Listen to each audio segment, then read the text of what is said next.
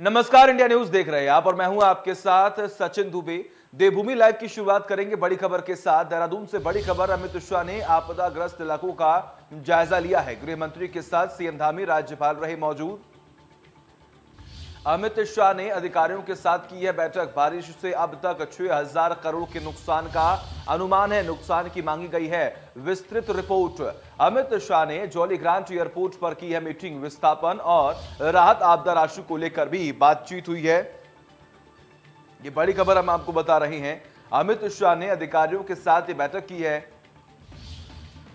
मुख्यमंत्री पुष्कर सिंह धामी, राज्यपाल मौके पर मौजूद हैं। उनके साथ अमित शाह ने जॉलीग्रांट एयरपोर्ट पर बैठक की, बातचीत की। इस बीच स्थापना और राहत बचाव कार्य और राहत राशि को लेकर भी बातचीत हुई है। देहरादून से बड़ी खबर हम आपको बता रहे हैं। अमित शाह ने आपदाग्रस्त इलाकों का दौरा किया है, जायजा लिया है। गृह मंत्री के साथ सीएम धामी, राज्यपाल मौके पर मौजूद हैं। अमित शाह ने अधिकारियों के साथ बैठक की है। जी हां, अमित शाह ने जॉलीग्रांट एयरपोर्ट पर मीटिंग की है और इस मीटिंग में कई अहम मुद्दों पर बातचीत हुई, क्योंकि बीते कई घंटों से वहां पर लगातार तेज बारिश हो रही थी और तेज बारिश की वजह से जल जमाव की स्थिति भी काफी ज्यादा हो गई थी और उसकी वजह से आम जनता की मुश्किलें ज्यादा बढ़ती जा रही थी। कई जगहों पर अगर हम बात करें तो लैंडस्लाइड की तस्वीरें सामने आए तो कई जगहों पर कई लोग लापता हो चुके हैं, मौत की संख्या बढ़ी। ऐसे में मुआवजा राशि, राहत राशि और इसके अलावा खान पान की व्यवस्था, जहां पर इस वक्त तेज बहाव है या फिर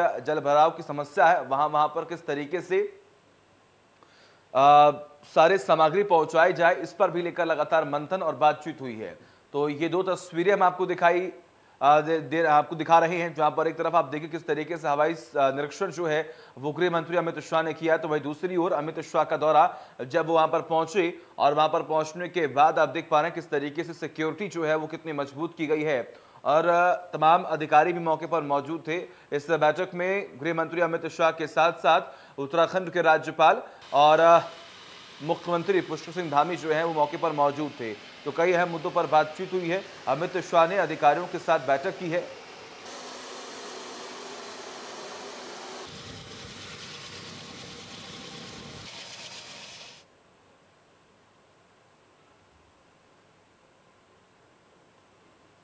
और तमाम जानकारी के लिए हमारे साथ हमारे सहयोगी रोहित कुमार सोनी जुड़े हुए हैं। रोहित, फिलहाल क्या कुछ अपडेट है? क्या बैठक अब खत्म हो चुकी है और इस बैठक की अगर हम बात करें तो कौन कौन से वो अहम मुद्दे रहे जिस पर बातचीत हुई है?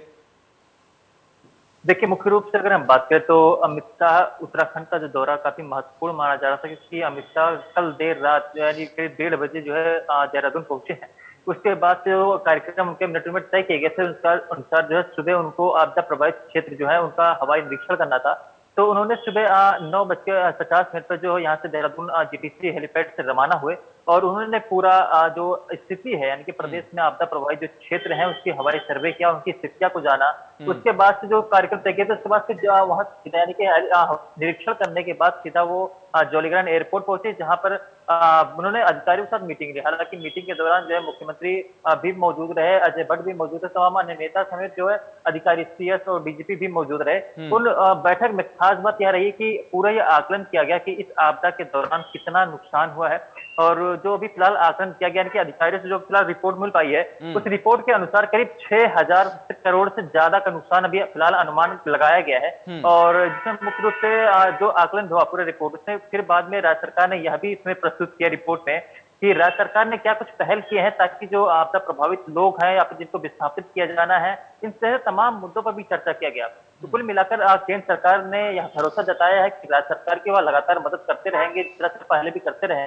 और इससे पहले यानी कि अगर एक महीना पहले की बात करें तो राज्य सरकार ने आपदा के मद में करीब 250 करोड़ रुपए उत्तराखंड गवर्नमेंट को दिए थे, तो उस मद का भी पैसा भी फिलहाल इस्तेमाल नहीं हो पाया है। तो उन मद के पैसे को भी इस्तेमाल किया जाएगा। हालांकि राज्य सरकार ने अभी पहले भी जो आपदा जिनमें मौत हुई, जिन लोगों की मौत हुई है उनके परिजनों को सहायता राशि देने की बात कही है। 4-4 लाख रुपए सभी परिवारों को दिया जाएगा। इसके अतिरिक्त तमाम अन्य विस्थापन की भी बात चलेगी कि जो जिन लोगों की घर थे घर टूट गए हैं, अब ऐसे लोग जो वहां पर नदी किनारे बसे हुए थे उन लोगों का विस्थापन करने की भी बात चल रही है। हालांकि विस्थापन की बात शुरू से चलती रही है कि जो नदी किनारे बसे हुए या फिर संवेदनशील क्षेत्र में जो लोग रह रहे हैं उन सभी का विस्थापन किया जाए। बिल्कुल रोहित, ऐसे में जी बोलिए। बिल्कुल, जिस तरह से विस्थापन की चर्चाएं एक बार फिर से शुरू हो गई हैं और अहम बात इसमें यही है क्योंकि शुरू से ही इस बात को कहा जाता रहा है कि विस्थापन बेहद जरूरी है, क्योंकि शुरू से जब उत्तराखंड राज्य का गठन हुआ था उसके बाद से तमाम परिवार ऐसे हैं जो ऐसे संवेदनशील क्षेत्र में रह रहे हैं जिनके विस्थापन की लगातार वो मांग भी करते रहे हैं। और राज्य सरकार के पास बजट इतना नहीं है कि उन सभी का विस्थापन करते हैं, कि अगर विस्थापन किसी का करते हैं तो उनको उतना ही लैंड किसी सुरक्षित जगह पे देना होगा, फिर उनका घर बनवाना होगा, और तमाम जो अगर उनके पास पुस्तकालय है, तमाम चीजें हैं, तो उनकी व्यवस्था मुकम्मल करनी होती है। तो एक मोटा पैसा खर्चा होता है। इसके चलते राज्य सरकार भी धीरे धीरे करके विस्थापन की कार्रवाई को पूरा कर रही है। और ऐसे में धीरे धीरे जब आपदा आती है तो आपदा के दौरान विस्थापन की जो मांग है वो एक बार फिर से चर्चाओं में आ जाती है। और जो स्थिति वर्तमान समय में देखी जा रही है, फिलहाल अगर हम बात करें तो करीब 64 लोगों की मौत हो गई है और 11 लोग अभी भी लापता चल रहे हैं। तो ऐसे में आप 64 लोगों के साथ साथ जो उनके परिवार हैं, जो उनकी घरें गिरी हैं, उसके अतिरिक्त तमाम सैकड़ों परिवार ऐसे भी हैं जिनको विस्थापन की जरूरत है। तो ऐसे में केंद्र सरकार से बावजूद बातचीत हुई कि केंद्र सरकार इसमें कोई अहम एक पैकेज दे उत्तराखंड गवर्नमेंट को, ताकि जो परिवार जिनको विस्थापित किया जाना है, जिनको विस्थापन होना है, उन सभी का आसानी से किया जा सके। कुल मिलाकर फिलहाल करीब 6000 करोड़ से अधिक का नुकसान हुआ। तो राज्य सरकार इससे कोशिश कर रही है कि केंद्र सरकार ज्यादा से ज्यादा मदद करे। तो वहीं अगर हम सड़कों की बात करें तो सड़कों को लेकर के भी इस बाबत चर्चा की गई, क्योंकि जो आपदा की वजह से सड़कों का नुकसान हुआ है, खासकर वह एनएच मार्ग हैं, जो एनएच सड़कें हैं, उनके नुकसान को तो केंद्र सरकार भरपाई करेगी, केंद्र सरकार बनवाएगी, लेकिन जो राष्ट्रीय ठीक है, बिल्कुल बिल्कुल रोहित, बहुत बहुत शुक्रिया आपका तमाम जानकारी के लिए। लगातार नजर आप बनाए रखिए, तमाम अपडेट्स हम आपसे लेते रहेंगे। देवभूमि में आपदा आई है। आज सुबह यहाँ के गवर्नर साहब, मुख्यमंत्री जी, आपदा प्रबंधन मंत्री, हमारे सांसद अनिल बलूनी और भारत सरकार और राज्य सरकार के अधिकारियों के साथ इसका हवाई निरीक्षण किया। लगभग 2 घंटे के निरीक्षण में ढेर सारी चीजें देखने को मिली जो यहाँ पर तबाही हुई है, उनकी बोलती तस्वीर देखने को मिली। अभी राज्य सरकार और केंद्र सरकार के उच्च स्तरीय अधिकारियों के साथ भी बैठना हुआ। पूरी समीक्षा भी की गई।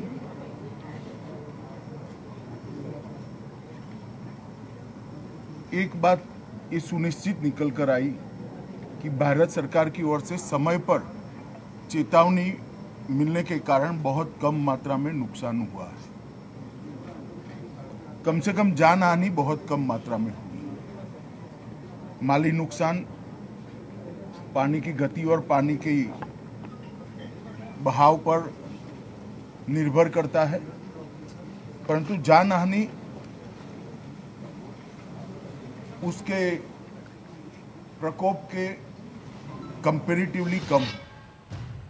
उत्तराखंड में आई आपदा के बाद उत्तराखंड दौरे पर पहुंचे अमित शाह ने उत्तराखंड के बारे में कहा कि जो भी नुकसान हुआ है उसका एक बार और जमीनी सर्वे करने के बाद ही नुकसान का आकलन सही तौर पर लगाया जा सकता है। अमित शाह ने कहा कि फिलहाल तो 250 करोड़ रुपए केंद्र की तरफ से राज्य को कुछ महीने पहले ही दिए गए थे, लिहाजा उन्हीं पैसों से राज्य को काम करना होगा। वह जाते जाते अमित शाह मुख्यमंत्री पुष्कर सिंह धामी की तरह तारीफ कर गए और अमित शाह ने कहा कि केंद्र की चेतावनी के बाद राज्य सरकार ने जिस तरह काम किया है वह सही मायने में काबिल तारीफ है। अमित शाह ने कहा कि मुख्यमंत्री पुष्कर सिंह धामी राज्य में अच्छा काम कर रहे हैं और उनकी सूझबूझ से ही बहुत बड़ा नुकसान होने से बचा है। अमित शाह ने कहा कि राज्य के गृह मंत्री राज्य के मुख्यमंत्री और उनकी टीम बेहतर काम कर रही है। उनके कामों को देखकर ही आने वाले चुनावों में उत्तराखंड की जनता एक बार फिर से बीजेपी को आशीर्वाद देगी।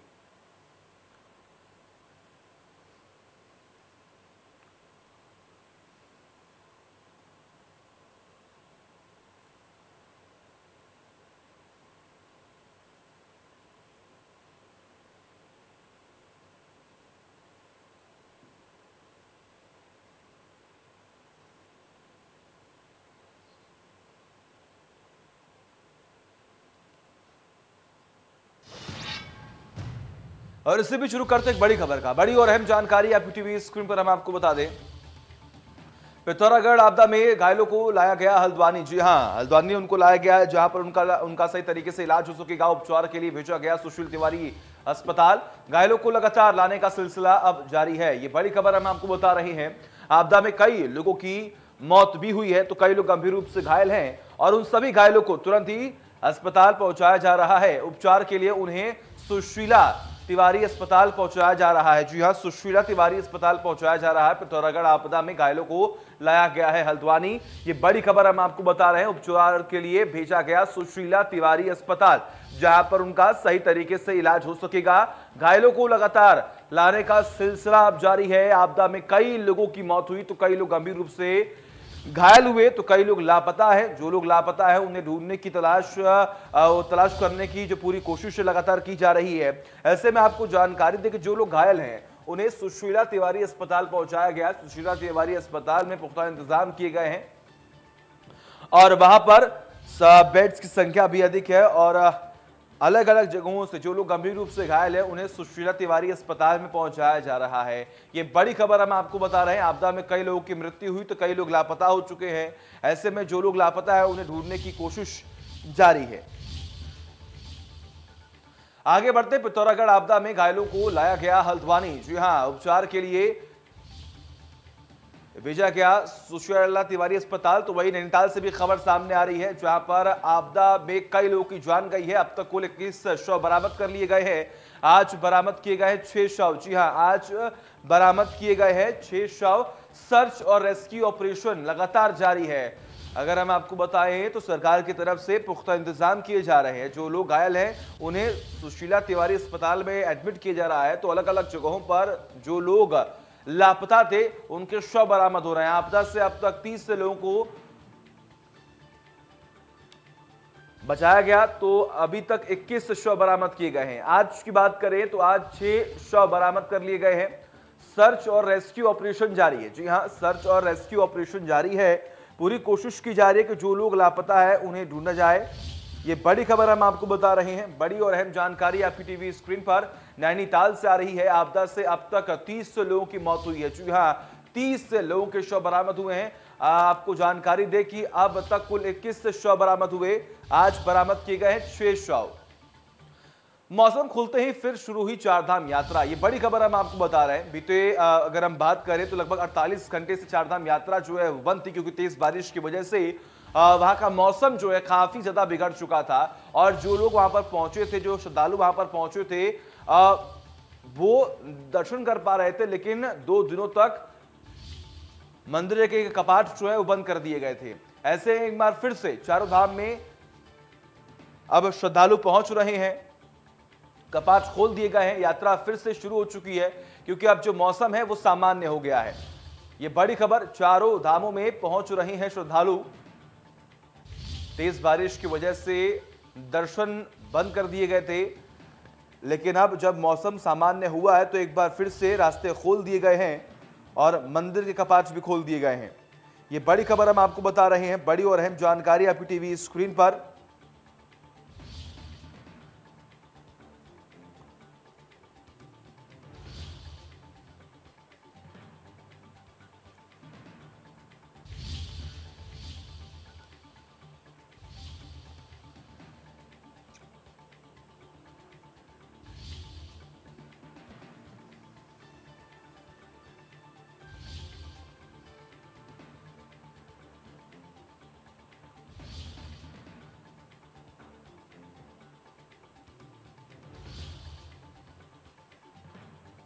और हमारे साथ प्रवीण कुमार जुड़े हुए हैं, ब्यूरो चीफ। प्रवीण, अगर हम बात करें यहाँ पर तो चारों धामों की यात्रा जो है एक बार फिर से शुरू हो चुकी है।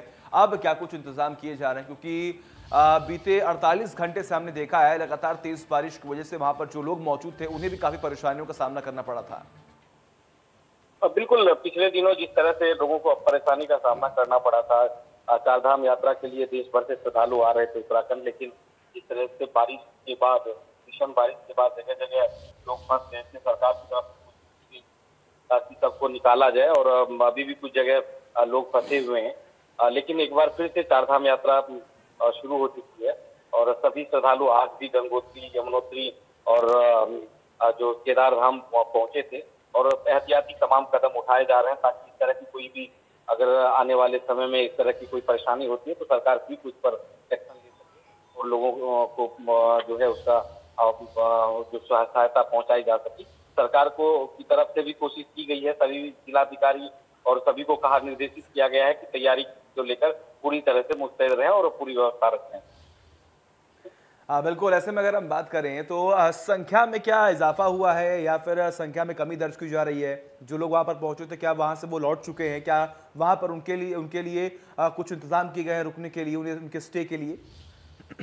देखिए, जितने भी श्रद्धालु गए थे, यात्रा पर गए थे अलग अलग जगह चारों धाम पर, उनको उनमें से सदियों को लगभग जो है उसको दर्शन करा दिया गया है और जो वहाँ रुकना चाह रहे हैं रुक रहे हैं और जो निकलने की जितनी भी संभावना है उसको देखते हुए जो निकलना चाह रहे हैं वो निकल रहे हैं। तो पूरी तरह से सरकारी जो महकमे के तमाम अधिकारी हैं वो लोग सभी तैनात हैं कि लोगों को परेशानी ना हो। एक अच्छा मैसेज लेकर उत्तराखंड से जाए ताकि आने वाले दिनों में जब चीजें सुचारू हो तो ज्यादा से ज्यादा यहाँ पर श्रद्धालु पहुंच सके। ठीक है, बिल्कुल, बहुत बहुत शुक्रिया आपका तमाम जानकारी के लिए। जय मां गंगे, जैसे कि आप लोग देख रहे हैं आज काफ़ी अच्छा मौसम यहाँ पे देखने को मिला, धूप लगी हुई है काफ़ी अच्छी और कहीं न कहीं तीर्थ यात्रियों के भी उसमें संख्या में काफ़ी इजाफा देखने को मिला है। आज सुबह से ही मां गंगे के दर्शन के लिए काफ़ी लंबी लाइनें देखने को मिली है और कहीं न कहीं ये एक शुभ संकेत है आने वाले समय के लिए और पर्यटन से जुड़े हुए जितने भी लोग हैं उनके लिए भी एक शुभ संकेत है और उम्मीद करते हैं मां गंगा से प्रार्थना करते हैं कि इसी तरह तीर्थ यात्रियों के संख्या में इजाफा होता रहे। जय मां गंगे। चलिए, वक्त एक छोटे से ब्रेक का, खबरों का सिलसिला लगातार जारी है।